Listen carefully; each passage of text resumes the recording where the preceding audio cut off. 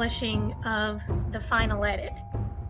I basically write a book 3 times, and you write it the first time, and then I look at it again. In fact, I even have my husband, he looks at it too with me, and he points out things that I'm missing, because when you're very familiar with writing, you write too, so you probably Yeah. understand this. You are so familiar with your own story and what you're trying to say that sometimes you aren't as clear because you're familiar with the ideas. But so he picks up on some things, we look at it again. Then I do the final third, which is hopefully it's already written the way I like it. Now I'm looking for things like continuity or grammar or punctuation. So I'm What really is your hoping to. what's your Oh, I'm sorry. past? What's your past in terms of writing? Are you coming at this for the first time? I can't remember exactly. Or have you been doing this pretty much your entire life? I know you're an artist, that you've been doing your entire life, but or have you been a writer? No, writing is really relatively new for me. I wrote this first book.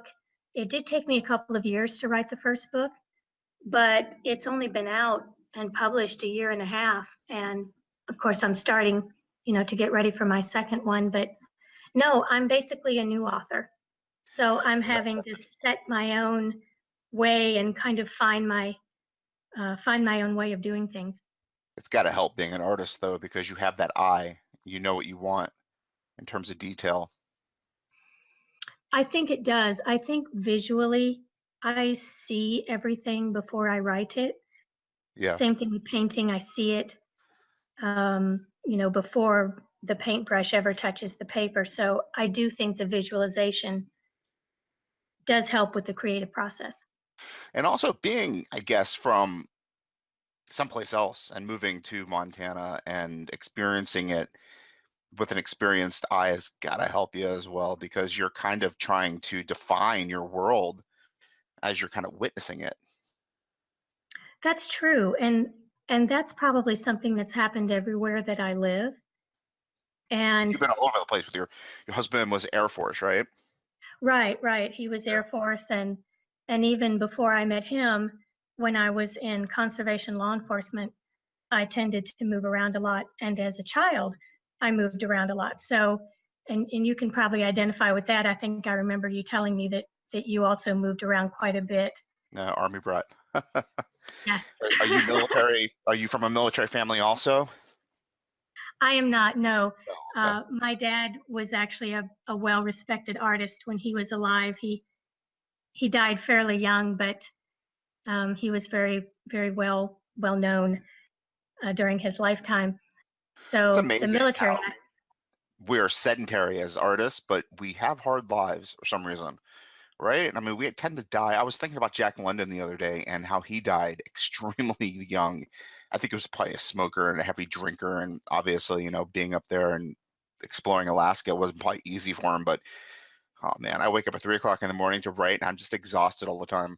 I could blame my kids though; they have a lot to do with it, just constantly screaming. Yeah, children do have quite an effect on our creative process, don't they? Yep, I would not be waking up at 3 o'clock in the morning if they were cooler. Well, of course, your children are really young, aren't they? Yeah, they're gonna be 3 in April. Okay, yes, I remember those days. I remember I those don't think, days. It gets better and they get quieter as they get older. and then eventually they're too quiet, and you're wondering where they went. I think that's the way things go. Not sure. Where's your favorite place you've ever lived? Hmm. Boy, that's a tough one. I I have favorite things about all the places I've ever lived, but probably here in Montana, I feel most at home, That's if that makes interesting. any sense to you. Why, Yeah. why does it make what about it is so homey? Because I think we talked about last time, the bear situation. Um, you have the mean bears too. You have the grizzly bears. Yeah, most people don't have grizzly bears wandering around their yard. That's true. No. And Have you I seen any suppose since we spoke? I have not. No, Okay. but I know they're out there. Of course, they are getting ready getting ready for hibernation. Our winter came rather early, and we were having snows and snowstorms in September, Wow. and we've had them on and off. Some couple of them in September, some in October, and we'd get these big dumps of snow, like 6 or 8 inches, and then it would melt off and go away. And it's been a very, very strange fall, and I'm not quite sure what that does to the animals. Kind of throws off everybody's rhythm.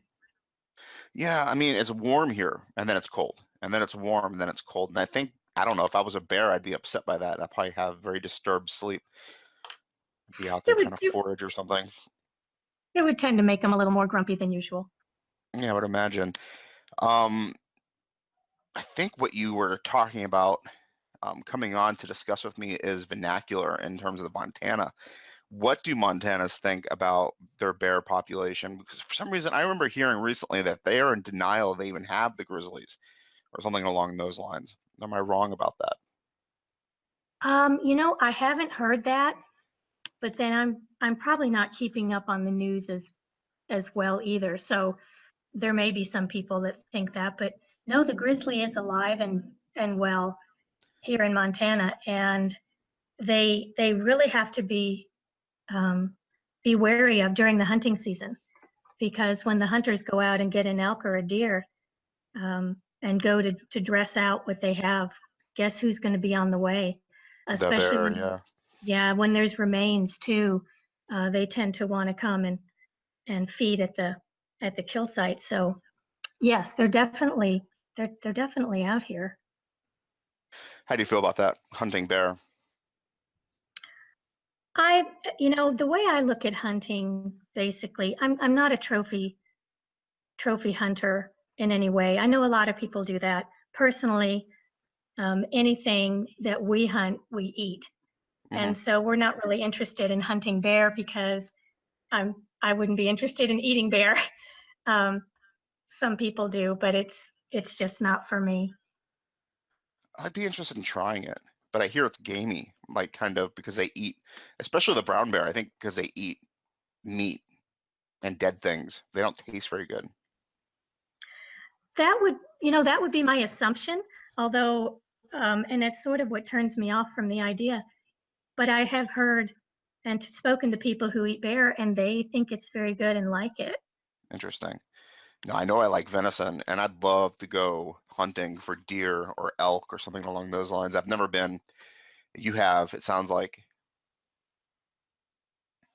Well, I have, yeah, and my husband hunts, and you should come to Montana because it's a real experience. You can do some hunting, and your family can go to the Museum of the Dinosaurs. That would be pretty neat for them. Oh, I want to go to the Museum of the Dinosaurs.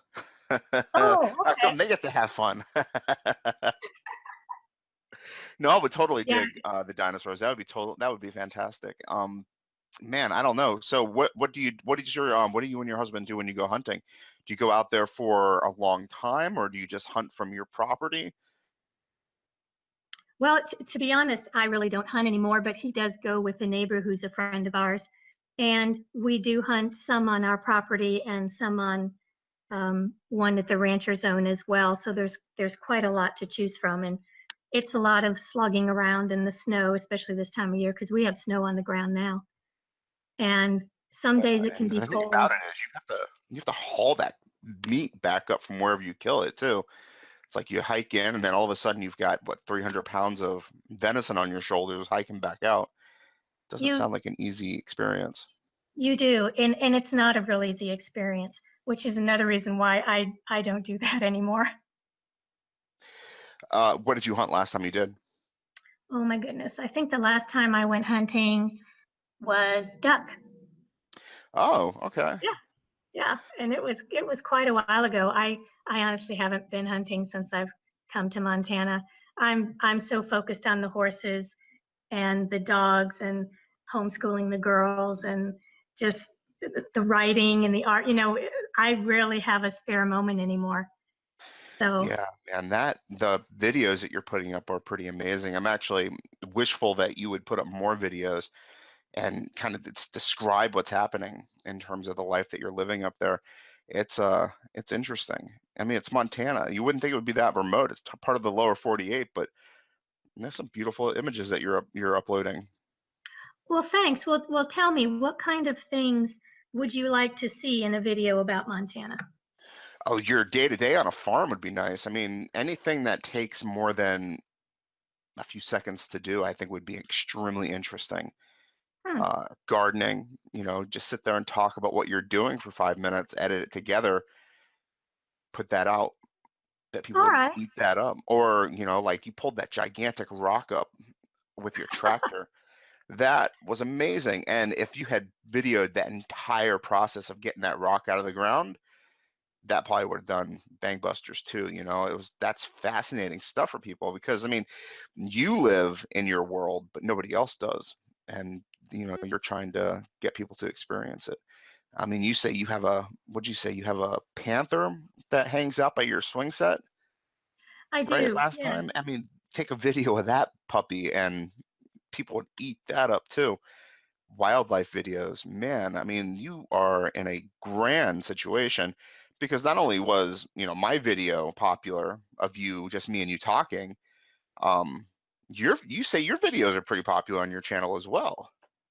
They're beginning to pick up, yes. Yeah. And so you're right. I should see it more from your perspective. That's an interesting idea. I thought that perhaps people would think that might be a little boring, but you're No, right. I guess that's the stuff people yeah, look if you're for not because I mean, driving a tractor every day, then it might be interesting. It was kind of interesting to haul it down from the mountain. It was kind of scary too.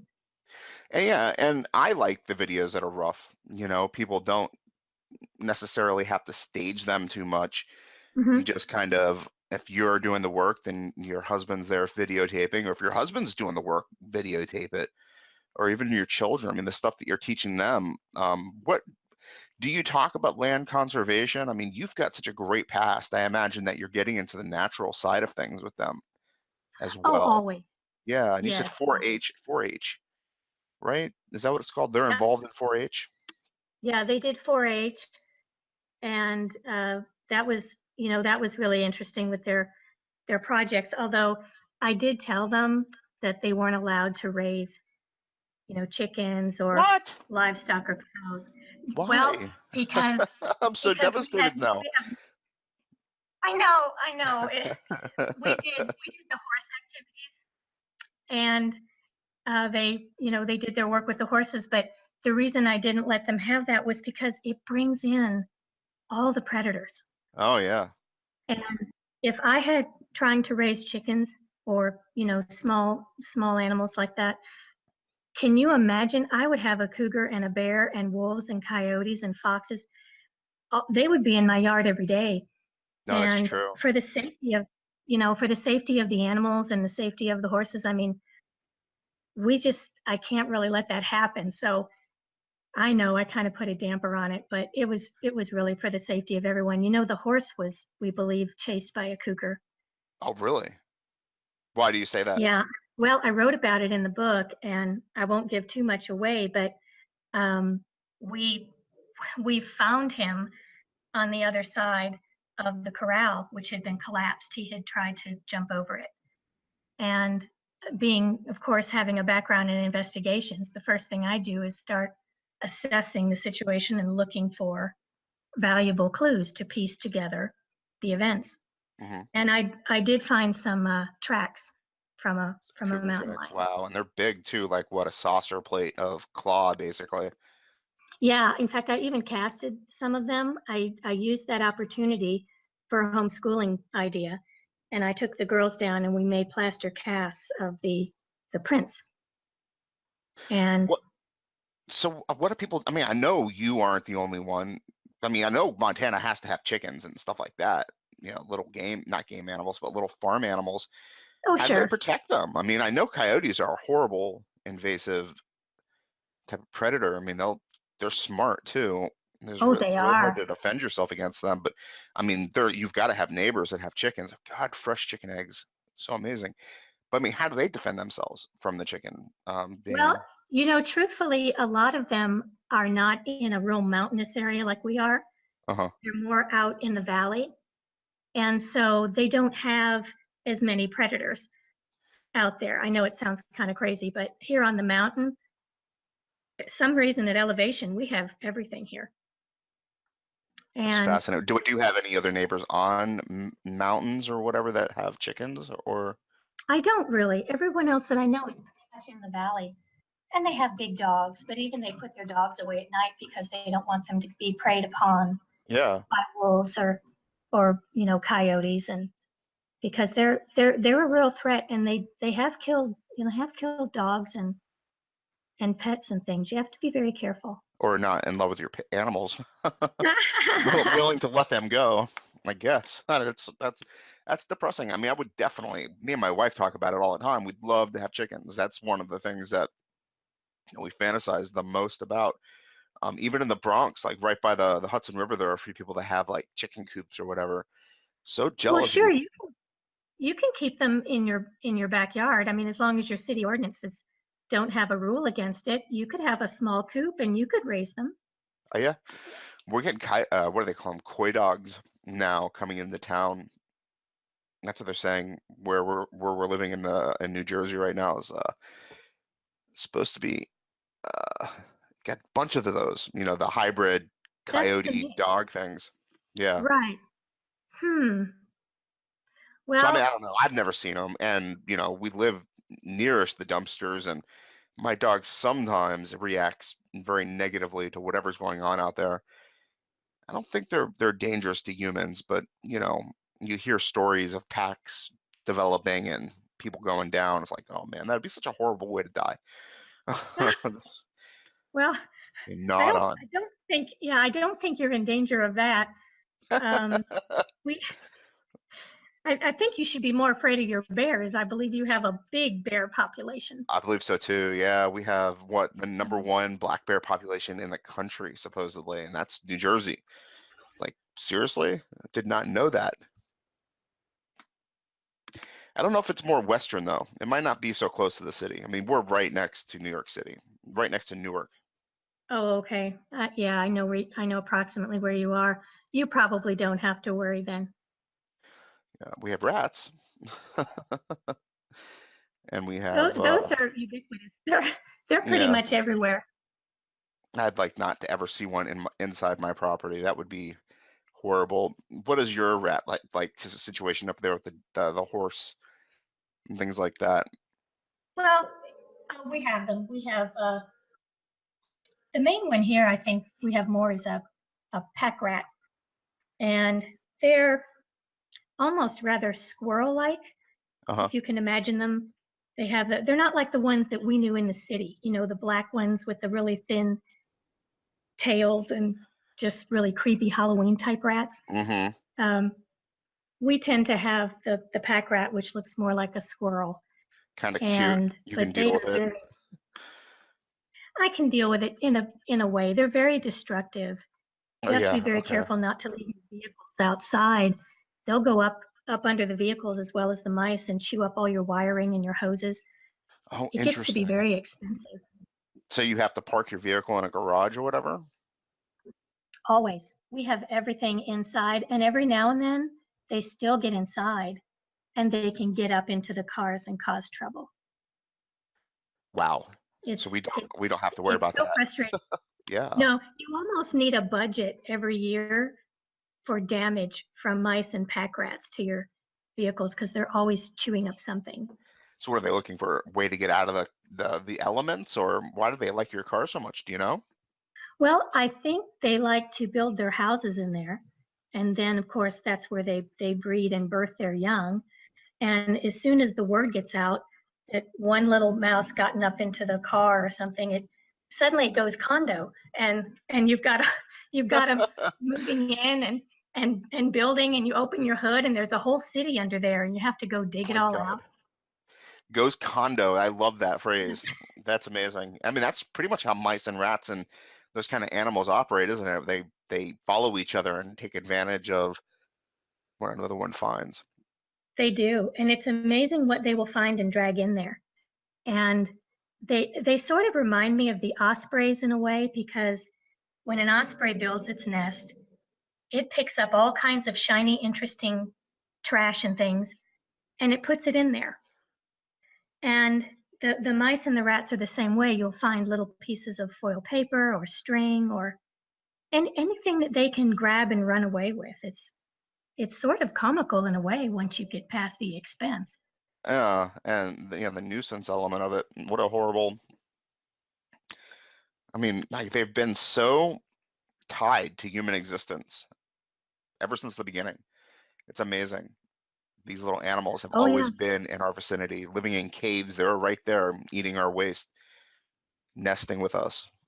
that's true. They're always around, and of course, look what they've done throughout history. Carrying diseases and Yeah. affecting entire populations. And the mice in the West here do carry a virus that can be very damaging to your body. You can become very sick or even almost die from it. Wow. What's it called? Um, I believe it's called the hantavirus, Oh, yeah, I've heard of it.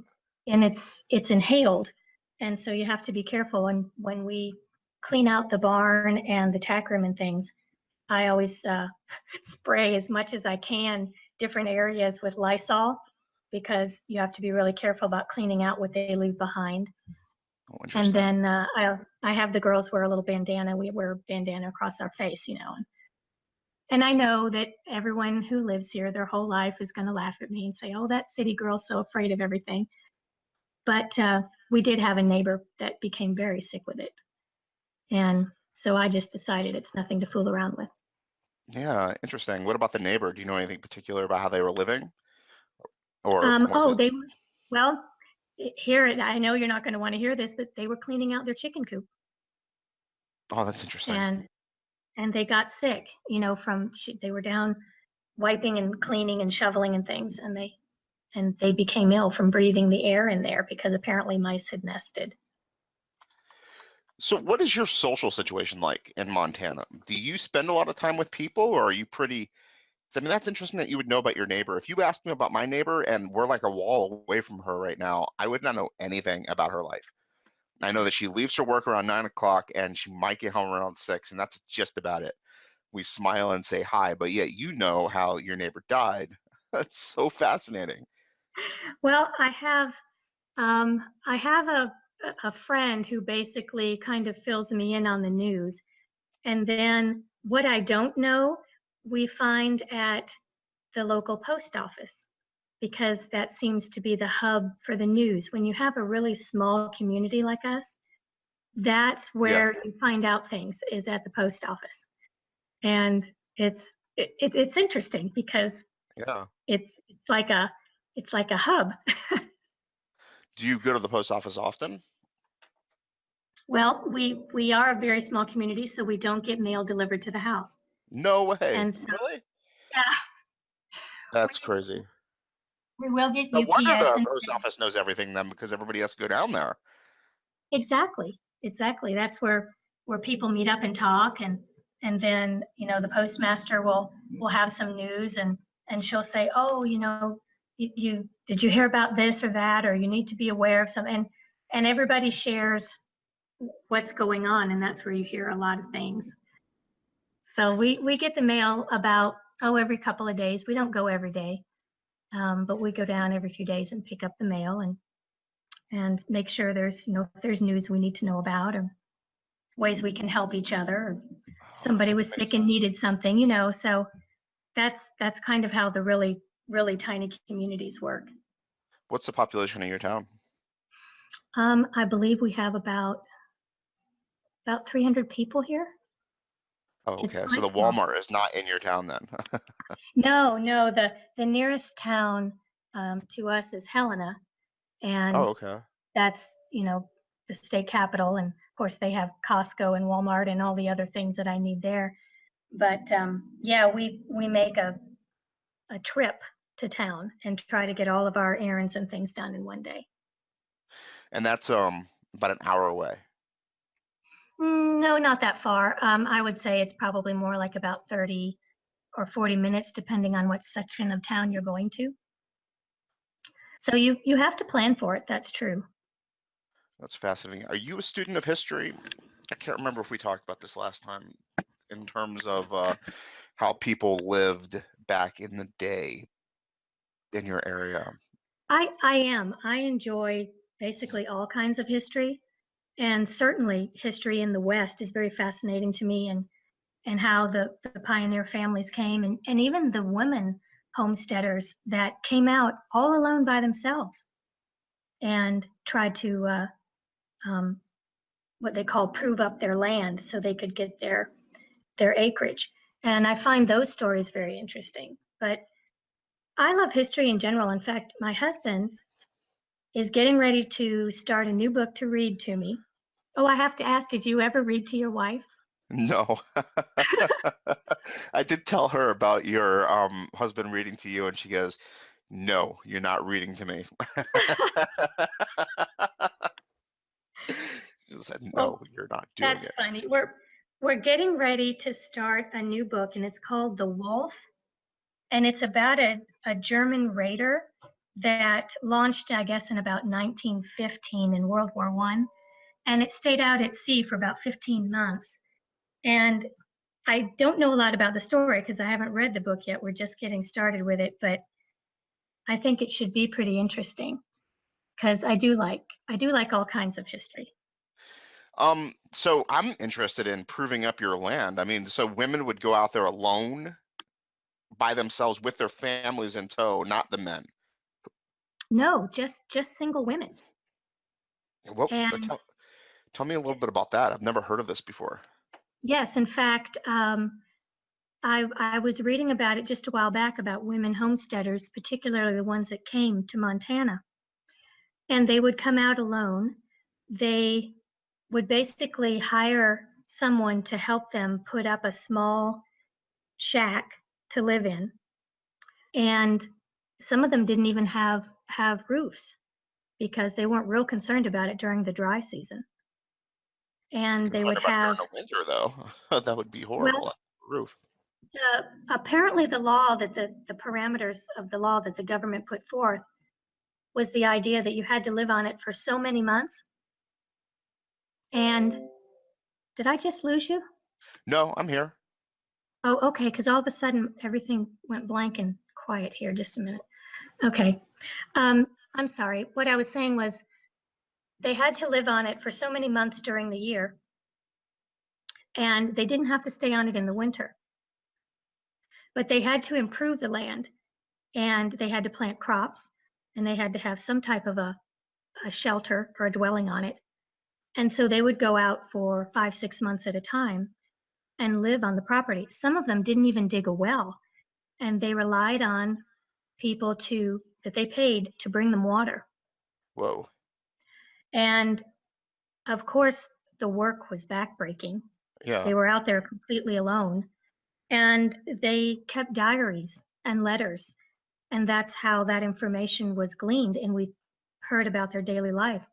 Loneliness and fear were probably their main obstacles that they had to get over. What would compel them to do this? Is it just the idea of owning land or being on their own?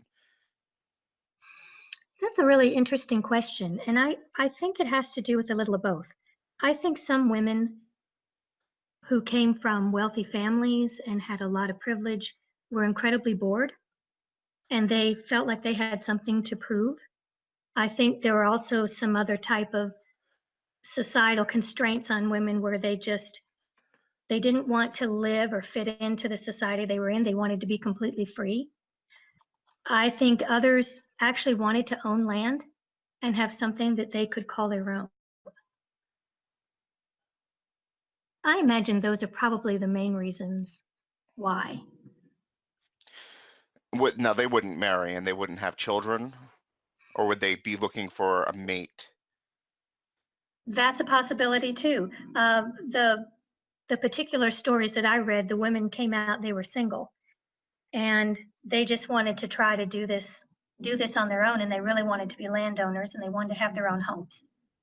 I imagine in time they would marry and have families, and perhaps even meet some of the men who came out to homestead their land as well. I know that they did try to help each other, but so many of them were far away, and transportation was an issue. Hmm. you had a horse, or you had a small wagon. And I would And so it imagine, wasn't, like, certain times of the year, even a wagon or a horse isn't going to help you much. You're stuck out there. you certainly are during the rainy season.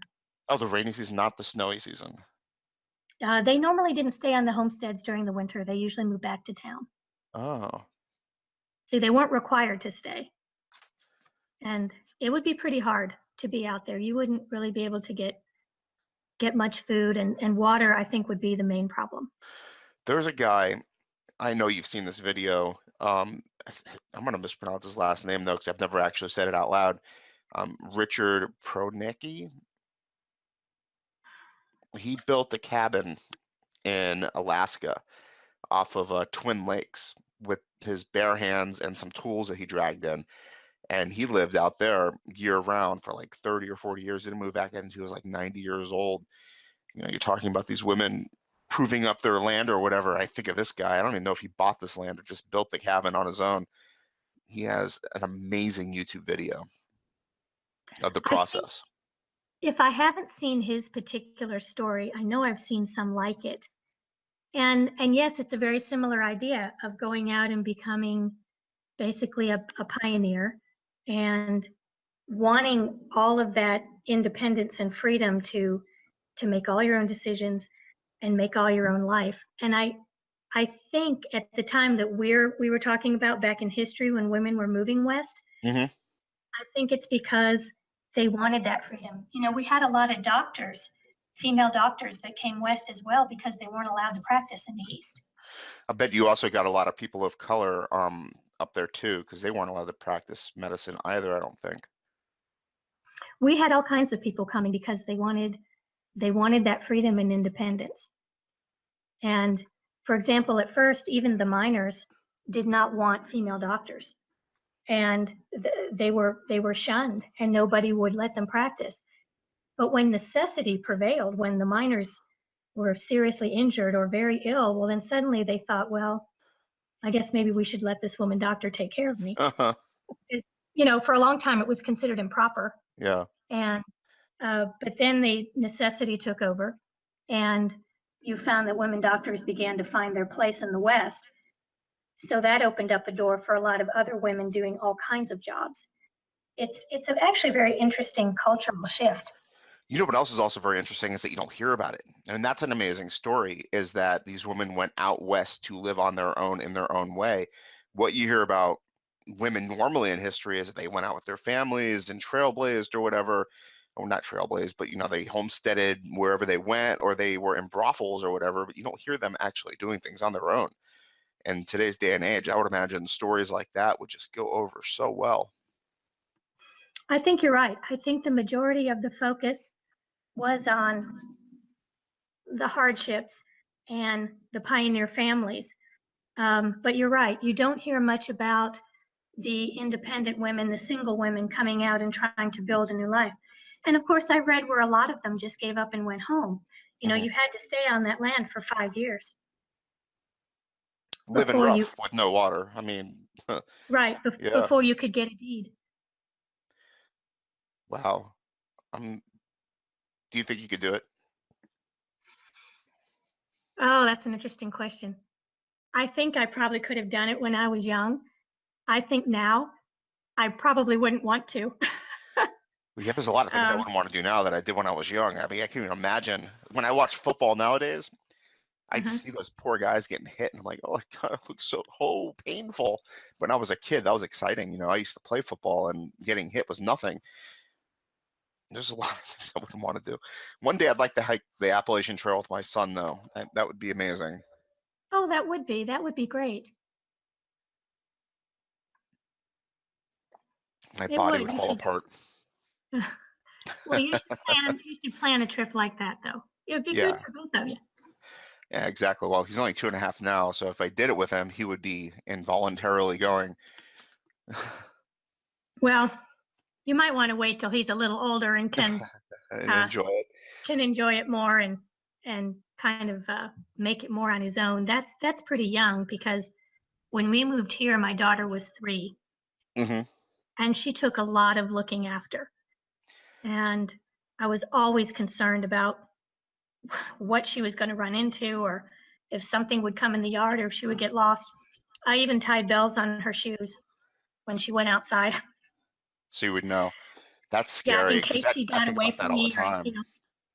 in My case my she stepped in the tree line. kids like that run too. So They my do. child, both of my children like to look at me, laugh, and then run. And they don't even care where they're running, they just run away, like into the parking lot. Or I love it when they both bolt in different directions. Like, okay, who do I get? Who do I love the most? Well, they will test you like that. Gratefully, mine were 4 years apart, so they You had ran one at to help. separate times on their own, and then I could hopefully, send my older one to try to help me uh, chase her down. But yeah, two at once, that would be rough. What what do your kids think of living in Montana? I mean, obviously the older one had experiences elsewhere, and She did. potentially I don't know how you grew. I mean, with your husband being in the Air Force, probably some luxuries in terms of on-base housing with really nice internet and cement and roads, 7-Eleven. Well, we actually didn't live on the base, but we did have a house that was near. For example, when we were at the Pentagon, we had a house that was not too far from that for my husband to commute. But you're right, the base does have a lot of nice luxuries on it. And we did go and use the commissary, and of course any doctors or medical things. And the BX was nice. They had lots of things to look at. But I think living here, there's we've talked before about how it's just a whole different way of life. Hmm. And some things you're going to miss, and some things are a blessing and a curse. So there's this mix. I think at this point, my older daughter, the thing that frustrates her most is our lack of a really great internet service. And my younger one, she still doesn't care about that. And she loves the horses and the outdoors, and just growing up in and among nature. She's sort of like me. She's a real nature girl. That's great. That's fantastic. I mean, nature unfortunately is going away. It seems like I heard of the uh, the pipeline. Oh God, what was it called? It just blew up just a few months ago. 100,000 gallons of oil got dumped. Excuse me, one sec. I'm getting my first respiratory cold of the season. It's coming on slowly. It's teaching me a lesson to ever doubt that I would gonna get sick again. Well, I've just finished getting 3 of them. It ran through our house 3 times. Oh, that's horrible. 3 different ones too, because you don't catch the same cold twice. That's true. What was it? What was that pipeline called?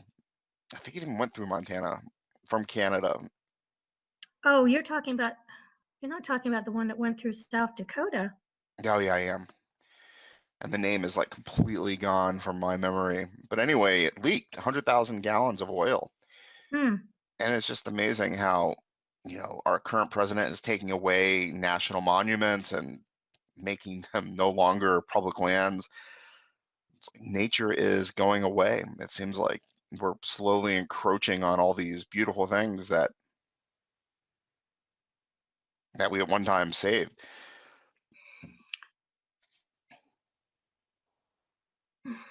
Well, I honestly don't know enough about that to comment. I About probably should be more up yeah. on that issue, but I'm about the public lands.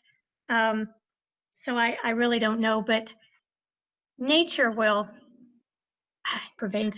I just think we still have to find a way to work with it. Um, I look out my window, and I know for sure that there's that whole cycle of life and death. And you'll find that there are certain species of even all the way down to bacteria, since you're talking about a cold, that will become extinct and die out and then reinvent itself in another way. No, yeah, And so, totally. yeah, so I just feel like, there's always going to be nature and wild, just like you can't control the weather either. That's interesting how they're trying to control the weather. Remember maybe a decade ago, Bill Gates had an idea. of dumping these gigantic coils into the ocean to cool the water down to kill a hurricane in its path. It's a fascinating idea. Also thinking about science fiction and curbing nature. I mean, there are ideas for buildings that would just be agricultural farms, where they would just grow every available piece of, produce that you could ever want right there in your big city. And what makes your lifestyle so interesting to me is that people aren't necessarily moving out into the country anymore. They're moving into these horrible places called cities, for whatever reason, because there's no jobs in cities anymore. Property is extremely expensive. It would behoove us to like move out to your neck of the woods and live a little bit more remote. But like your daughter's noticed, internet's horrible. You can't Mhm. connect. It's so difficult to be a person and do what you want. I mean, have a job. I mean, you can't live off nothing, right? I mean, I guess you could grow your own food, but a lot of millennials will die before making that a possibility. Well, we are making strides with our internet uh, types of connections out here in the West. I know even in particularly my area. Now, your larger cities in the West, of course, they're fine, but your really small rural towns like what I have do struggle. And we've actually been working with our internet provider to see what kind of a booster or something they can give us some extra signal. I again don't know how all that works, but we may Who even is be seeing. who's your provider? Yeah, we have a service which is called a Blackfoot, and Oh, they're interesting. yeah, they're working out in all of Montana to make those kinds of improvements. And I think I mentioned before that with those kinds of improvements will come better jobs and better paying jobs because people can work remotely. Which is always my dream, not ever having to leave the house. Yeah, I would love not to leave the house. Um, Well, I've heard yeah, now in that terms of places deliver groceries, so yeah, yeah. they don't do that. They don't do that obviously where you are. No. Oh no, And we've done it a no. few times. It's so interesting to be able to sit at your computer and say, "Hey, do we need blah blah blah?" And then the stuff shows up and you're like, "Oh my God, it's these big cooler boxes." It's fascinating, the world that we Well, have right now in terms of technology. that is pretty amazing. I have to admit because I don't think we'll see that out here. I'm lucky if on when the weather's not too bad that we get our UPS deliveries. I wonder, And I do you said, know if what's it called? Helena has the food delivery, grocery delivery. I don't know. I don't think Helena does. Of course, I imagine you can nowadays get food off of Amazon, can't you? Yeah, you can. Fresh Direct or whatever. I think no, maybe it's not Fresh Direct. Amazon does it too. Hmm, it's all over. It's so Well, interesting. yeah. Of course, in the wintertime when it gets really cold here, you don't have to worry about the food spoiling. Yeah, I mean, my grandmother used to can. Um, she used to have the glass jars and she used to boil the lids and she used to put her own things in there. And her pantry right off her kitchen was just lined with all these, good things that she made herself. And that's going away. And you don't have that anymore. The skills that that takes is slowly dying to the point where, man, if we got into trouble, we would starve. Yeah, I would agree with you in general. That's true. However, I think there's always going to be small batches of and groups of people that retain those types of skills and pass them on. Hmm. I don't can, but I do teach my daughters. We teach them all different kinds of survival skills on different things they can do, surviving in the wild, even how to change a tire. Yes, quite important. There's just skills that they need to be learning and understanding. And you're right, they're not taught much anymore. I don't even think they teach home ec in the schools. And I I didn't know get we did taught that at at home ec home. either, but I like to eat, so I wanted to learn how to cook. It goes hand in hand. Yeah, they kind of go together, don't they? Yeah. I mean, it is fascinating to think that you live in an area where you can go outside and plot land, dig it up, and put your own vegetables into it, and you do, and you make your own food, and you can go hunting, and you know how to do that, and you could survive without having to worry about anybody. You have well water, or are you on municipal water? No, we have a well. The water Yeah. comes right out of the mountain. It's just as clean and cold as you can imagine. It's really good. I definitely think the water is a blessing out here. I know some places don't have it as good, so I've always been really grateful. Every time I turn on the tap, I think about that. So yeah, we have our own well, and I have a greenhouse, so we get our vegetables from that. Some years do better than others, but you're right. If it really came down to survival at its barest form, I think we would be okay. Now, I wonder, did any of that come into play in the decision to move out there? Did you guys think to yourselves, where is the safest place where we can make a home, where our children can grow up, and we're not going to be impacted by, dumb people that are in Washington? I mean, as a Pentagon employee, he had to have seen the epitome of stupid during his time there. Well, my husband survived the September 11th attack on the Pentagon, and Wow, really? He was in yeah, that wing? he was there in the building. He was not in that wing. Gratefully, if he was, he wouldn't be alive today. But he was in Scary another. for you. I mean, 9/11 happens and a plane hits your husband's workplace. Wow. It was very scary. In fact, I happened to be watching on the television the news about the Twin Towers when they broke in and announced that there was some type of a fire at the Pentagon. So I saw it all happen live as it unfolded, and it was it was terrifying because I could see the smoke pouring out of the building on live TV, and I knew he was in there, but I didn't know if he was in the rubble or if he was still alive. So all I could do really was watch and wait. And in time, he did manage to get a phone call out to me, and he said, "I'm okay, but I don't know when I'll see you." And because he had a job to do there and he had people to take care of, and so there was it was a very upsetting day. And we hadn't been in Washington very long, so we were only there for a few months, so I didn't know anyone. So you just pull yourself up, by your bootstraps and do the best you can. And it was a life-changing event. Life changed after that for everybody Yeah, that lived it in really the did. area. Yeah, I know. Even I specifically remember that driving home moment where there were no cars on the interstate.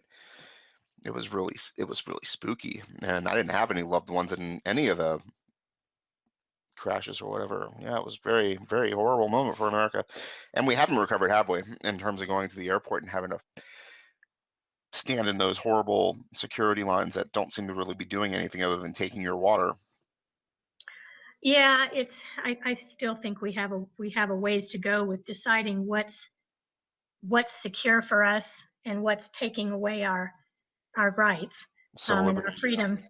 So we definitely are still grappling with all of that. But I will admit that that the attack on the Pentagon did have an effect on our future choices. But I honestly think the real reason that we looked out west was just because my husband had been here when he was a young man and wanted to come back and live here one day. The fact that it is a little bit more removed from the fray uh, was just on the plus side of the category. And my husband, too, is also one of those rugged individualist type people. And so being out here, didn't intimidate him at all. I, of course, came from conservation law enforcement and I'm a wildlife artist. So living out here didn't bother me either. And so when we started really looking, I I did have a couple of second thoughts, about the children, but honestly, they were just unfounded and everything's worked out beautifully. They're safe, they're savvy, they still have a good social life, they have friends. It's really all worked out very well.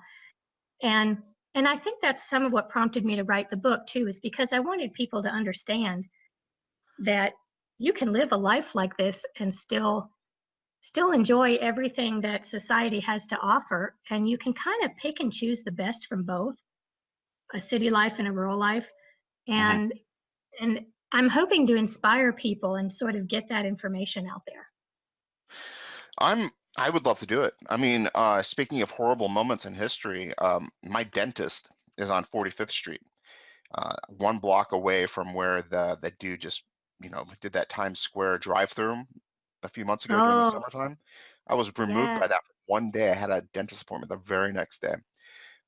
Halloween, the guy who did the deed down by the World Trade Center, me and my wife were heading to Ditmas Park to hang out with friends and do trick-or-treating in their neighborhood when that thing happened. It's like I'm in a city Oh, and horrible things are happening within inches of me.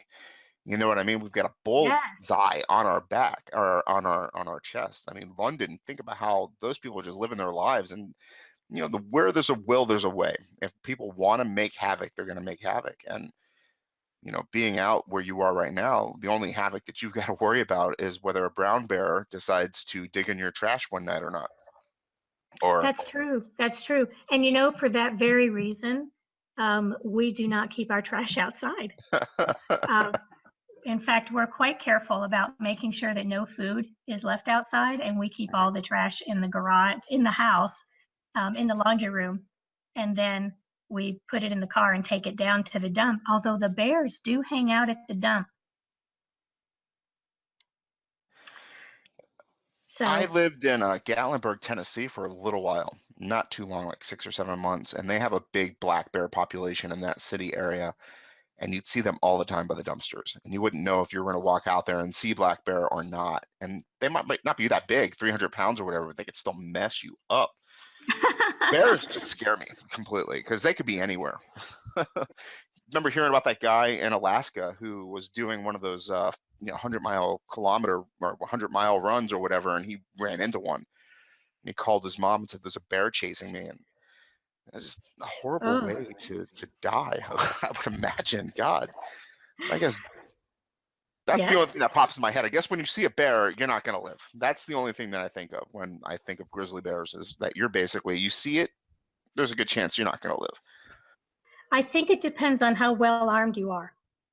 I've always heard that if you shoot a bear, that's not gonna do anything anyway. Oh, that's not Oh, true. no, really? Well, I guess they do hunt them and they kill them. They're not invincible. But Right, right. in my mind, it's like you'll shoot it and it'll go, aha, and it'll still.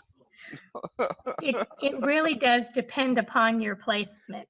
You're right. If you hit it in the shoulder or, you're just aiming wildly, it's probably not going to bother it too much. Yeah. And I think that's probably where they get that reputation is that, oh yeah, you can shoot them and they don't go down. But a well-placed shot will stop him. Yeah. I But was never in no, combat. that I that never takes a shot lot a of weapon practice in and the. a lot of courage, and it's Yeah, not exactly. something most people are ready to do. So yeah, No, and a I lot was of just saying times, I've never been in combat, right? I've never shot a weapon in the heat of battle or even at anything alive. So, I mean, me or anybody else like me would be looking at a bear racing at them at the speed of a horse, going, okay, breathe. No, you're just going to shoot wildly, hoping that you hit it. Squeeze the trigger. Nope, you're just going to be pulling that thing like crazy. it would not be a favorable situation. That's true. Yeah, I mean, but you're up there and you're doing it, and that's amazing. And you've got wolves and coyotes and panthers and awesomeness. I mean, you're surrounded by beauty, and that's amazing. It really It is. is. It is a very yeah. It's a very interesting way to live, and at this point in my life, I wouldn't change a thing. And I know Do there's you some think? dangers, but they're not as it's not like they're waiting any moment to pounce on you, but you do have to be aware because we had one by the woodpile that was probably 3 feet from the door of my husband's shop, Wow. and he was right there. And so luckily we saw him first, before we stepped outside. But you're right; they're secretive and they can kind of move around, and so you must stay alert and you must stay aware. The I thing still about make it, the though, girls even. what's that? Hmm? I was What going to were you? say, even though the girls are older now, they always go to the barn together. You have to go in pairs. That's just a safety issue. The thing about bears, though, is they are not malicious. I mean, they're not seeking revenge or to murder you because whatever reason. they're opportunistic, right? I mean, if they see an opportunity, they're going to take it because they need to fill their bellies with X number of calories on a daily basis. They're just eating That's machines. that's They're true. dangerous eating machines, and so that's what's scary about it. You just look like a roasted turkey to them. Well, you're absolutely right about that. And they will look for opportunities. And one of the reasons why you don't want to repeatedly give them opportunities, like leave the garbage out, is because if they start getting the idea that, oh, this is where food is, I'm going to repeatedly come back here and look for an easy source of food. Yeah. That's what you don't want. So you do garden though, don't you? I do, but I have a greenhouse. Oh, okay. Yeah. That is the better choice. So you're year round with the greenhouse. Well, I wish I was. We haven't really set it up with a heater. Okay. I basically just run it through the spring and the fall. When the snows come and it gets really freezing cold, I'm not out there um, doing the gardening anymore. But it's if I try to plant anything in the ground, the deer and the rabbits and anyone else will just wipe it down in one night. And I learned the hard way that I can't garden unless it's protected. It's fascinating. I would like to see videos of your greenhouse gardening on in the spring. That would be fascinating. And also, you know, what'd be fascinating is an exploration of how the pioneers that came out there before greenhouses were a possibility in the area, how did they keep their crops from being destroyed? Because I'm the same way. In Jersey, I put basil outside and the deer will come and strip my plant. I won't have anything but stems the next morning. It's cruel. It really is, and they just love me. And when I first moved here, the news was out that, oh, Nancy Quinn is here and she likes to plant everything that we love to eat. And they told their friends and neighbors, and they put it through the whole pipeline of animals. And I was just overrun with everybody coming to my buffet. And I learned the hard way that that's just not going to happen. I don't know how the pioneers did it, but I know up here I can't even grow flowers without the animals coming down and eating all the flowers, and the chipmunks eating the flowers, and the rabbits. Everybody, wants free food. Yeah. Well, even humans want free food. Nobody Yeah, wants to pay for anything. but that's an interesting idea about the video though with the greenhouse. I'm kind of making a note here about some things you said, and I'll get some more videos together because I think they're a great way of um, having people enjoy the experience because they can, like you said, sort of see it and and be there for a moment or two by with you. So Another thing that you could possibly do, I don't know what kind of technology you have in terms of your phone. Instagram is a big moneymaker right now in terms of followers. And what you can do with Instagram is you can put segments up, like 6 or 7 second videos. There's a limit. I'm not sure what it is. I've never used it. But the people that do, they put up these really fascinating videos. And there's a bunch of wildlife people on there and hunters and things like that. And they'll show their kills, or they'll show, this one guy was confronted by a grizzly bear and its cub like 300 yards away, and he's showing himself holding like a 357 Magnum, going, "Okay, come on, attack me, bear," or wow. whatever. Yeah, I mean, it was really intimidating. But the video is not a forever video. It's like 15 seconds long or something like that. So you upload that, you get followers, they know who you are, they maybe go to your YouTube channel to watch the longer videos. I think you're in a great place for that, especially being that you're already taking the videos anyway. Well, I am. It's funny you mentioned Instagram because I just started an account about a week ago, and I'm going to go ahead and give it a try. So those are some interesting suggestions, although I'll hopefully not put myself in a position with a Yeah. mama bear and her cub, but Right. um, there may be, a lot of other interesting things that I can put up there. So I'm just getting started with it.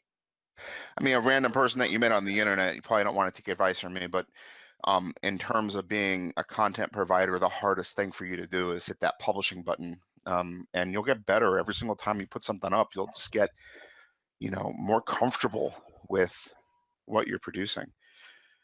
And it'll be, Oh, I sure hope so, because right now it's all brand new, yeah. and I'm used to being, at my desk quietly doing my writing or working on a painting and listening to music. And most of my work has always been very solitary.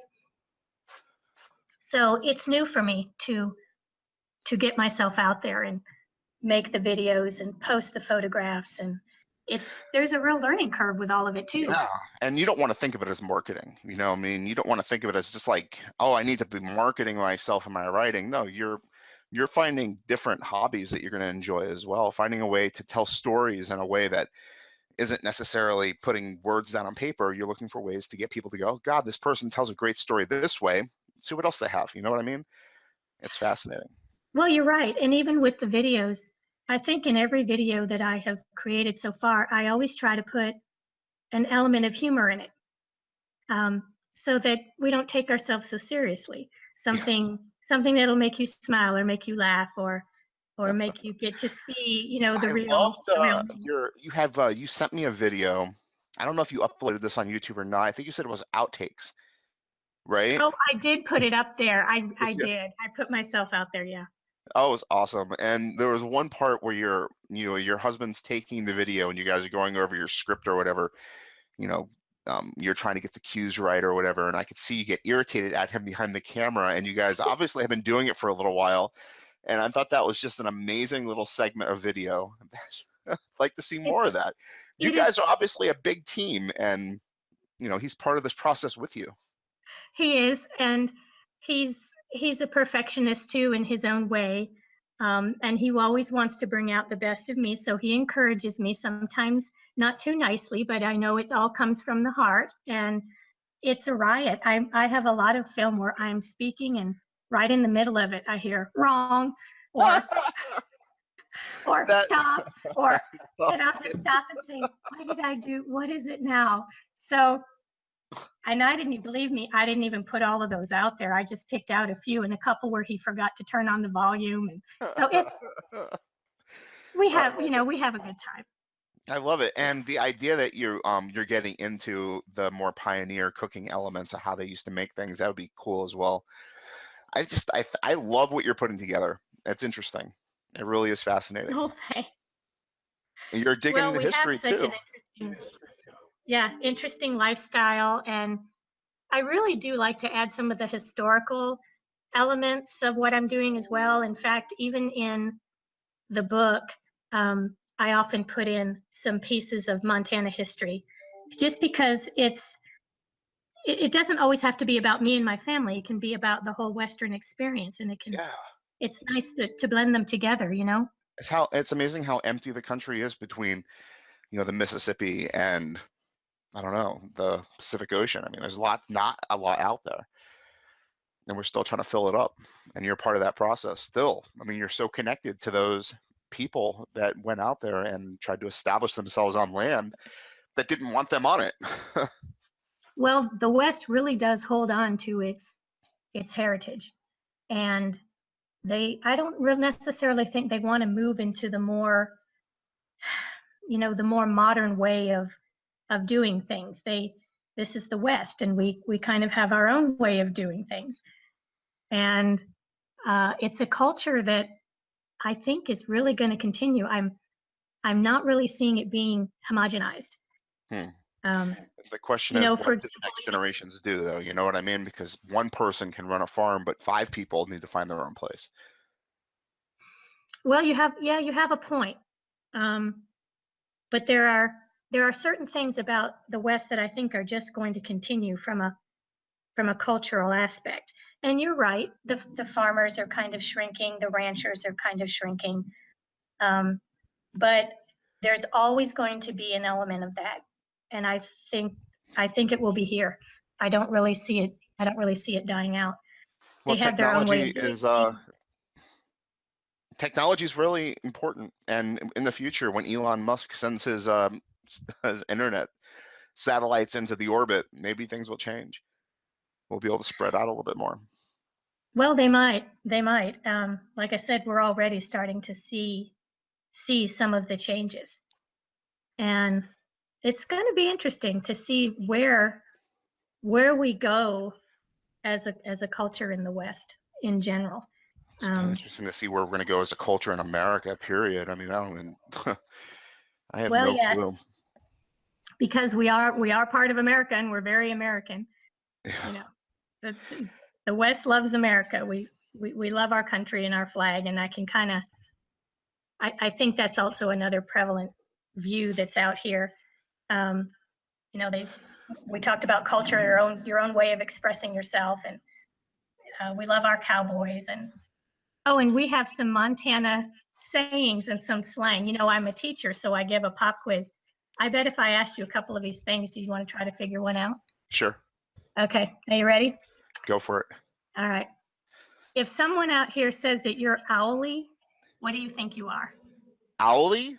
Owly, yeah. Oh, I'm probably an outsider. No, No? What is it? you're stubborn. Oh, how do you spell it? See, it's OWLY. It's just owly. And my first Interesting. thought was you're wise, you know, like a wise old owl. Oh, I would have, if I had seen it spelt out, I definitely would not have said stubborn. Because Okay, it what sounds much like howly, like an Hawaiian saying outsider or white person or something like that. what do you think? Now, if you get it wrong, I will not slap your hand with a ruler. Okay, so you're perfectly safe. What do you think a chicken foot is? Oh man, it's obviously not a chicken foot. It's not a poultry part. No, what is it? How about, I don't know, what could it be? I'm thinking, is it a part of the human body or is it a No, person? A chicken foot would be somebody who maybe stumbles over snowy ground. no. I'll put you out of your misery here trying to figure it out. It's actually a it's a point in the road that forks out three ways. Oh, I've And never heard that before. So that is very unique to Montana, I think. I think it is too. And of course if something is spendy, then it's expensive, Yeah. which that one you can kind of figure out. But I know I wrote some things in my book about the way the culture and the way the slang and people speak. Interesting because the first time I was told to go to the chicken foot in the road, I thought, well, why would a poultry parts be in the road? So you see, I've been here for a while and I am still learning. That's fascinating. Do you have any more? Let me think here. Well, okay, what's a bench? Oh my God. This like I'm like totally aware of the differences in culture. I have no clue what is a bench. Well, in very I'm afraid mountain. to even answer because I know I'm going to get it wrong. There's no way I'm going to get this. What is a bench? Well, it's in very mountainous areas. You have some areas that are flat, Uh-huh. and they call them benches. And similar to that, when I first moved here, we we live on the side of a mountain, okay?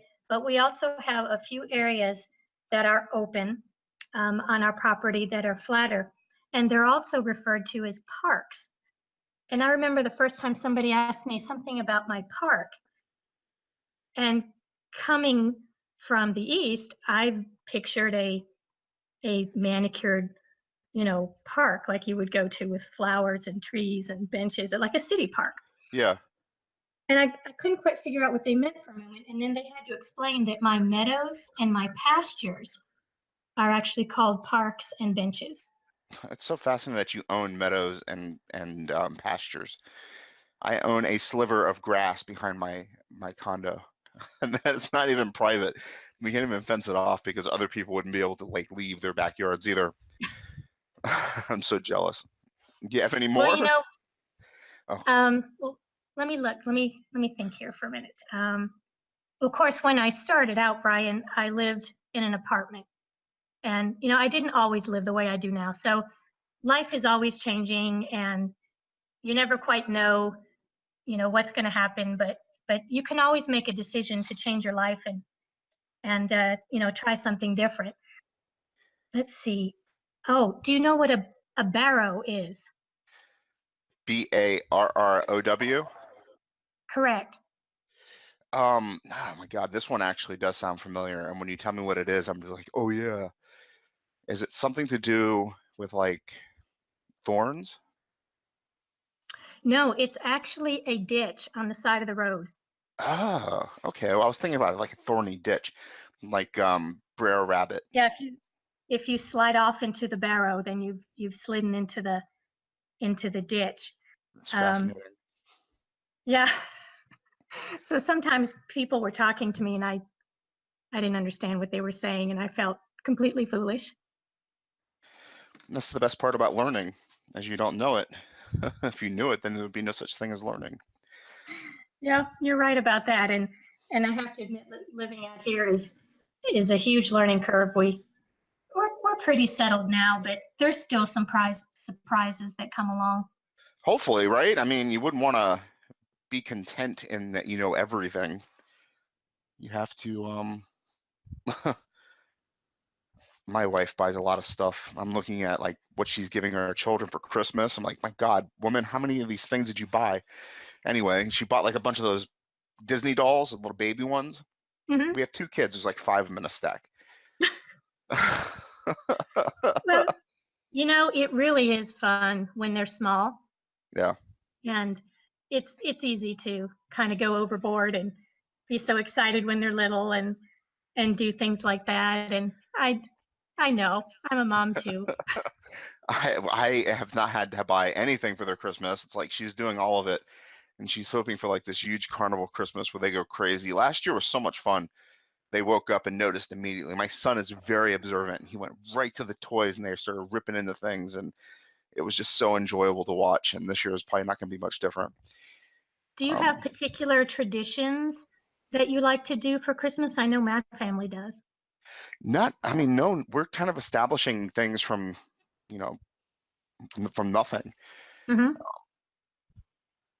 No, I mean, it's all gone. Traditions are tore up, so we have nothing. Well, maybe you should start thinking of doing some at Christmas time. With the family.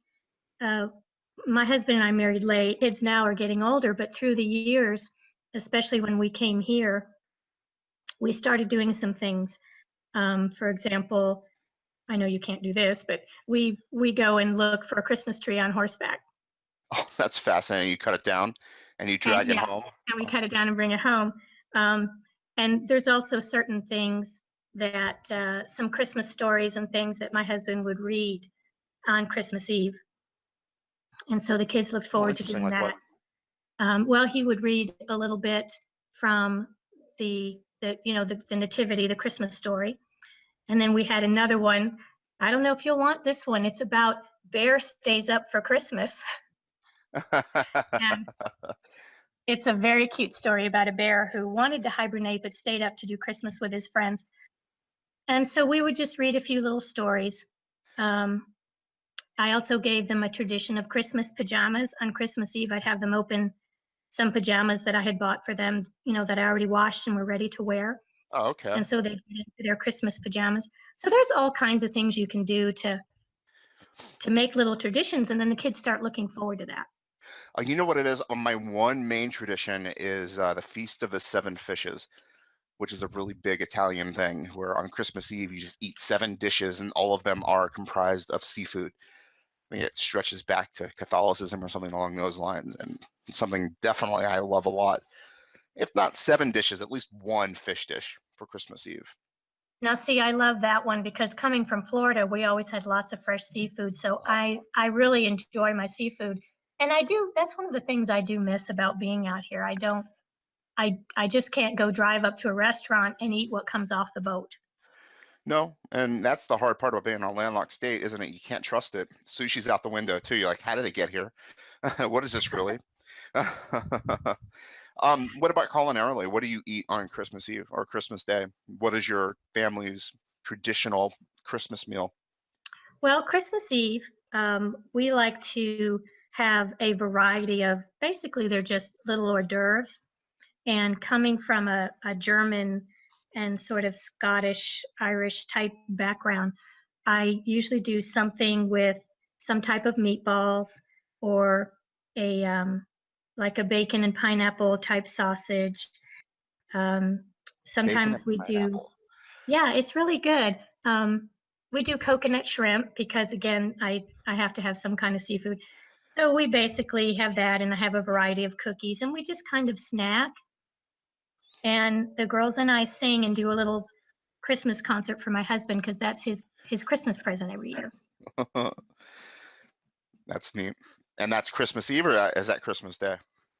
That's Christmas Eve. What do you do on Yeah. Christmas? Do you have a big meal on Christmas? No, I really don't. To be honest, it's terrible of me. I do a breakfast. We get up and the kids want to do their gifts and things. We have a more traditional Christmas day in that regard. And then I serve a breakfast, and then we're done because mom's tired. Do you do a midnight mass or anything like that, or is it just basically you stay home? No, we stay home. We usually do any type of of like Sunday school or church service and things at home because the church is far, Yeah, and especially during the winter, it's just too dangerous to get out, and we don't really have anything close by. So that's kind of another thing that we do at home as well as our school. that's interesting because you are out there for the solitude, and with that solitude becomes all these inconvenient things like going to church, running down to the market. Well, That's true. yeah. Nancy Quinn, Yeah, that's true. you are a fascinating individual, and I am so happy that you agreed to be back on my show for a second time. Oh, thanks. Well, I just love talking with you, and you always have so many interesting things to talk about. So I enjoy it immensely. Thanks. We'll have you back on a third time as well if you'd like, especially being that you're going to be publishing your second book here pretty soon. Um, that'll be interesting to talk to you about the experience of being a two-time novelist. That I'm would about be to finish great. my second novel too. It's like my first draft is finally done, but I don't write it like you. I'm like I cut like 20,000 words out of the thing in the last few months just to make it a singular story. I'm chaotic in everything. But my three questions to finish up the podcast. Okay. Okay. The What is it? first one, well, I mean, as far as motivation goes, I mean, what would you say? Your writing experience, your creative experience, what you're trying to do for the world. I mean, what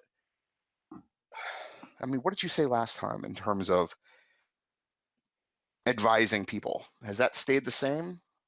Well, You're trying to do the same? I think it has. Basically, I with caution say follow your heart because while that is tremendously important, of course there are some things that what your heart tells you to do, you can't accomplish. Yeah. I mean that's just the reality of life, and so what I like to say, I guess, is to follow your heart combined with a real talent or a skill that you can achieve yourself. And finding that blend or finding that connection, that mix is is what makes it real and what makes it attainable. It's very interesting finding that blend of things that you are capable of doing with a dream or a goal, right? I mean, some people have a hard time doing that. That's Well, fascinating. for Follow your example, heart. well, for example, let's say, oh, my heart tells me I need to be a singer. And and you can learn all the skills associated with singing. I actually was a trained opera singer and sang professionally for a long time. And so those skills can also be learned. However, if somebody wants to decide that they want to be an opera singer and it's their heart's desire, but they really, really don't have the ability for it, it wouldn't be wise to pursue that line of work. So that's what I meant when I said you have to have a cautionary guideline in there that find what you love, find what you think you can work with your skills and manage with your skills and attain, and that's what can make you successful because you'll have the drive and the passion behind it, but it needs to be a marriage of the two ideas. You could sing opera all day long, even if you're not very good at it. The only sad thing is nobody's probably going to want to listen to you. So if you're okay, if you're okay doing it alone by yourself in the shower, you're good to go. If you want to make money though and be rich and famous like Pavarotti, you're probably not going to be able to do that. Agreed. Yeah. So that's a good example of you can still follow a passion, but if you're looking at your life's work, um, it needs to go hand in hand with a skill that you can hone Yeah, and acquire and work on. totally agree with that. So second question would be, what are you reading right now? What's on your night table? Well, I know you mentioned already what your husband's reading to you, The Mhm. Wolf. What are you reading on your own? Well, I was in the middle of a book. Actually, it's very interesting. It's about tiger hunting. Are you familiar with Jim Corbett at all? No. Well, he worked in India, and he was a very famous hunter of man-eating tigers. He only went after the Oh tigers that God. were terrorizing these villages in India, and his story is fascinating. Is And it a biography or an autobiography? um, he wrote it's an autobiography. He wrote the stories himself about his encounters with these man-eating tigers, and he is an excellent writer, and he gives lots of detail. And he also talks about the culture of India at that time and how that all fit in with these villages and how they viewed these animals and why he was, called in to do these jobs. So it's pretty fascinating. I'm looking at a picture of him right now as an old man. So obviously he was successful. He died at 79 years old.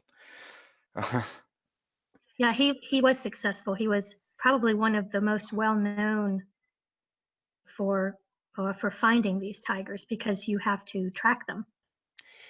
I And took my yeah. kids to the Natural History Museum a few weeks ago. If you've never Oh, been, I love that place. I oh my love that God, place. it's my favorite place in the world, honestly. Staying there for Hmm. all of it. And the fact that you name your own price walking in is just fantastic. And we brought a couple of family, cousins there, and the whole day just cost $20. And you walk around, and they have this room where the biodome of Earth or something, and in one of those displays is two tigers, and one of them has their mouth open, it's just staring at you. And the idea of one of those things just materializing out of the shadows and starting to growl, it just makes the lizard brain go shrivel. You know what I mean? It's just, oh my God, the things that are on this earth that are scary: tigers, bears, and sharks. You know Well, I've handled a Bengal tiger before. what? Full grown No, he was a juvenile, but he was still easily close to 300 pounds. rescuing or And he was actually in a private zoo, and the game commission was doing the licensing, and I was able to go in and get a look at him and handle him, and I even did a drawing of him. It was an amazing once in a lifetime experience. He was huge. He was just huge, and his paws were about the size of two of my hands spread out, wow. put together. Just massive, massive strength and muscle, and um, Was he he was. anesthetized while you were in there, or was he just looking Oh at you heavens, going, no, no. yummy? There was a handler there with me, which of course I would do because I'm not foolish to go in there with a tiger. So a handler was there to make sure everything was okay, but he had been reared in a private zoo with people, so he was fairly friendly. But tigers are always going to be wild animals, no matter who Yeah, raises them, and bear too. always unpredictable. But yeah, I Yeah, got to that's pet him and incredible. I would love talk to to pet a him. tiger. That'd be so Yeah. cool. I'd love to pet a bear too, but man, I don't know. I was looking at this guy's picture, and when you look up somebody's name on Google, it'll show the little tiny portrait before you click on the Wikipedia entry, and it looked like he was missing the bottom part of his face. I was like, okay, that looks like a tiger hunter. No, he's completely fine. Just an older gentleman. Oh, what's my third question? Oh, what? So you're reading Man Eaters of Kamoun? Kamoun? Is that the book? Kuman.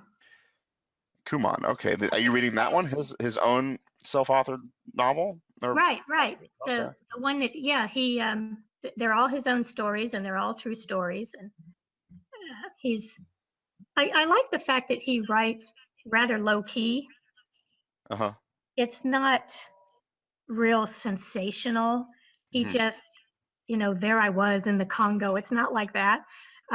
He writes more about the experiences from a very logical point of view. And I tend to be a very logical type of person. And so that's what I liked about his writing, was that it was really down to earth and kind of factual. And it wasn't a huge extravaganza. It was just no brag, just fact. It's fascinating. It seems like he was military too, without a college education. Probably that means he's a non-commissioned officer of some sort. I would Fascinating. assume so. Yeah. Well, my last question, where can we find you so we can enjoy your content and look forward to your announcement of your book this Yes, year? I'm really hoping that we can get a release around the spring or very early summer. So maybe we can talk again then. Oh, And definitely. I can be found at the website is quinnwildlifeart.com. And that also will connect you to my YouTube channel, which is the Nancy Quinn channel.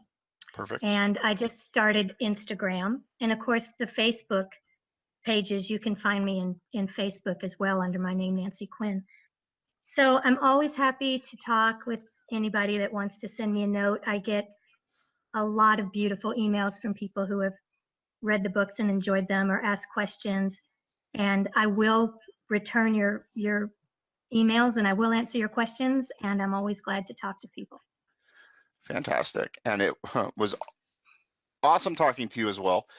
And I look forward to our next conversation and also all the videos that you're going to be releasing on your YouTube channel, because I've enjoyed the ones I've seen so far. Well, thanks, Brian. I'm definitely going to take some of your ideas and suggestions and see what I can come up with. Definitely. And I'm trying to get on Instagram too. I have nothing.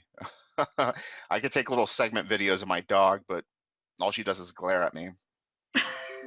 Well, maybe some. Are you allowed to actually post on Instagram? I don't know. Are you allowed to post some paragraphs or something from your book? Could you maybe put a little teaser of your writing or something in there? I do a lot of flash fiction, so it would actually work very well. I like to pair it with art too. I've thought about Mm-hmm. it, but I don't know if it'll fly. People don't want to read. That's the problem. They want Well, to you have have the a content point kind of there. wash over them, right? So I mean, if I figured out a way to quickly throw some of that stuff at them where they don't have to engage for 5 minutes, it's Do you tough. illustrate your books at all? No, Okay, no, because no, I know no. I remembered you saying something about how you like to draw. You like to draw fantasy and dragons and things. Do you They're think maybe you doodles. could? No, unfortunately, I'm not as Okay, talented as you are. I draw chaotically too. It's like whatever, I draw an eye and then go from there. I never have an idea of what I'm going to draw when I sit down. hmm. Yeah, Well, no, what about? it's tough. That the only thing I can think of is, I like to cook too, so maybe something like that, or I don't know. I have thought of your idea with the art in a paragraph, because my fiction that I post on my website, it's like 500 words Mm-hmm. or so. So it would fit very nicely, but I just don't think people engage with it.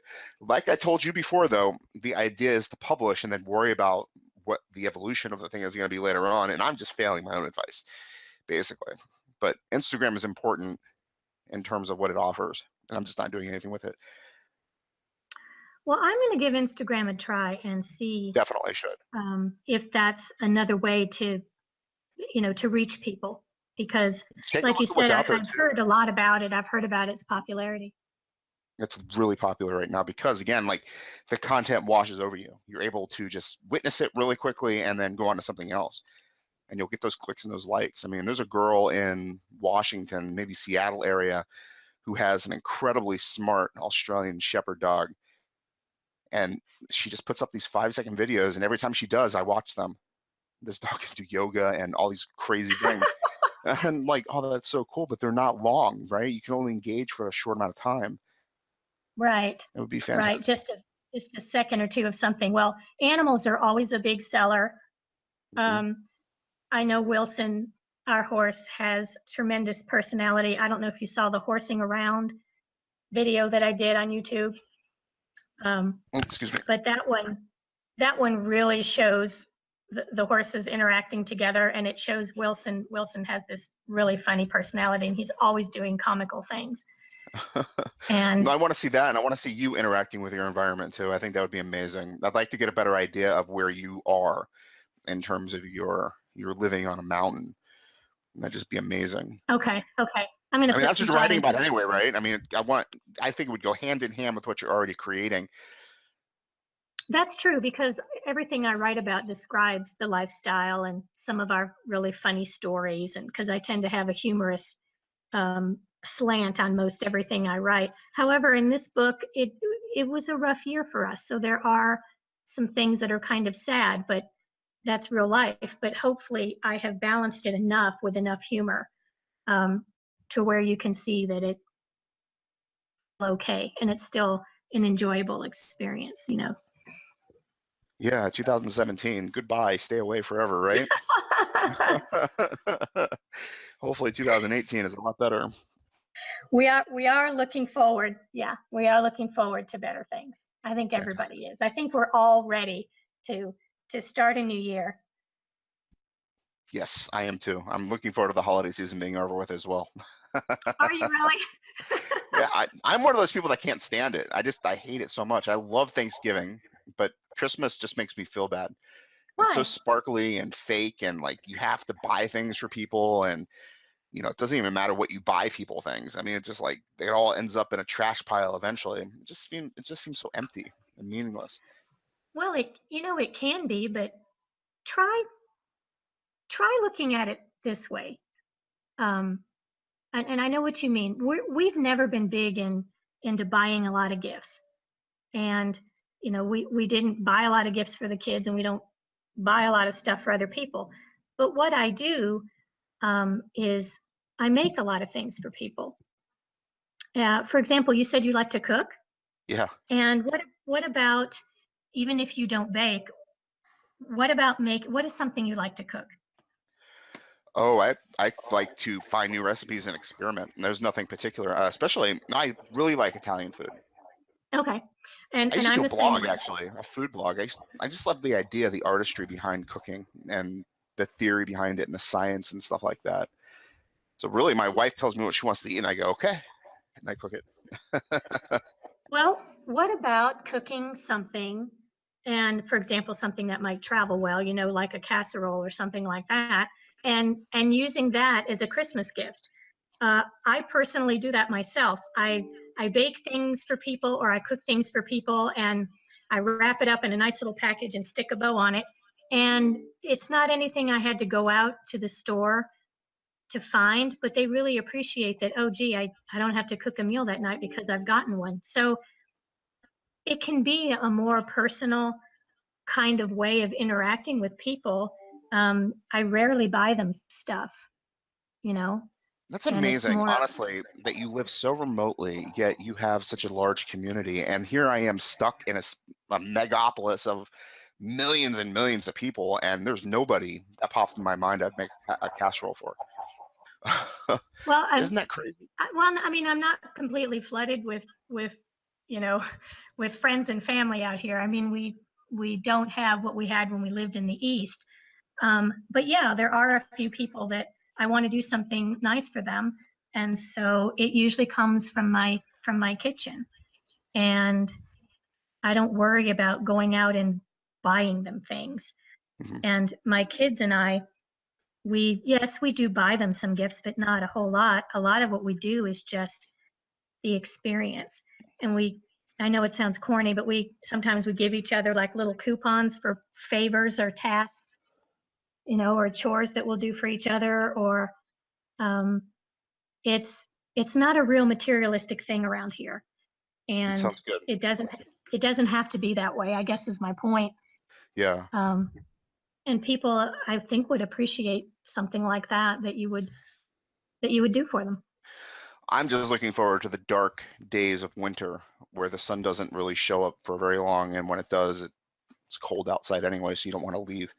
I'm such a homebody. I love my little writing cave and never want to leave it. Well, then I'm expecting you to be very productive this winter. Yes.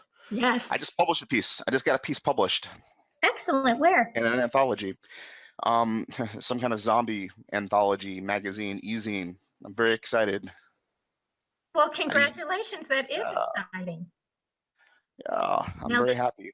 this other book that you're telling me about, are you looking at doing a self-published kind of book like with Amazon, or are you still looking for a publisher? What are you doing with that? Well, I haven't decided yet. My first novel's on Amazon, and it's just there.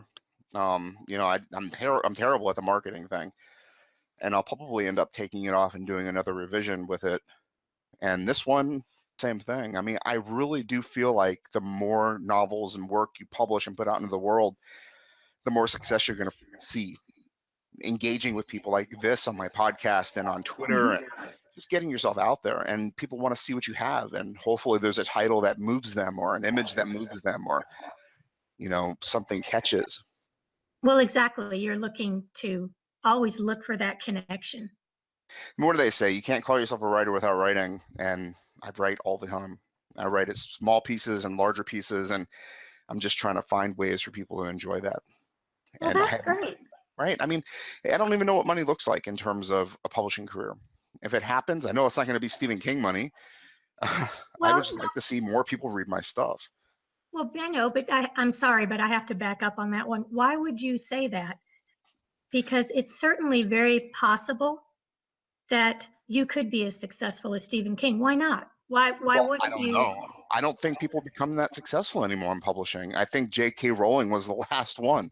I think technology has allowed so many people to publish that it's almost impossible to get to that kind of level anymore, because the next person's like right behind you. The struggle to produce is not based on $1,000 machines that barely do anything other than word process, and you can write on your phone. I mean, everybody's writing a novel, so how do you stand out in a sea of novelists? And somebody's going to be right there at the next book, and that's going to take advantage of your fandom or something along those lines.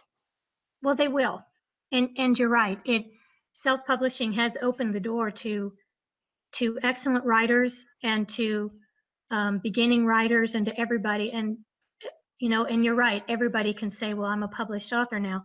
However, those things will find their level. Do you know what I mean? Yeah, that's And my then, point too, is that you're going to find your level, and then 20,000, 30,000, 40,000 people, you're going to constantly increase and grow that. But I mean, if I get $500 million at the end of my career, that'd be fantastic for my kids, right? mhm. But I mean, who knows? I mean, I'm already 40 years old, and let's see what happens later on down the road. Brian, I didn't publish my first book until I was, what, 50, 53, 54. Okay. However, I still believe that I have the potential to be on the New York Times bestseller list. And Yeah, that's why not? That would be that's fantastic. what that's what I'm working for. And so I don't want you selling yourself short with the idea that there's some kind of a ceiling or a cap. It's possible you may not get to where you want to be, but you may get there, and you may get much further along than you want to. So yeah, so don't put yourself in that box right now. You're just getting started. Open the world up and think and really great to offer, Hmm. and I'm going to run with it and see how far I can go. I think that's exactly what I want to do, and I just want people to read my stuff. It's really just money is a byproduct of that, potentially, because you can't give it away for free if you want it to have value. And Exactly. I want people to enjoy what I write and look forward to the next piece, and that to me is success.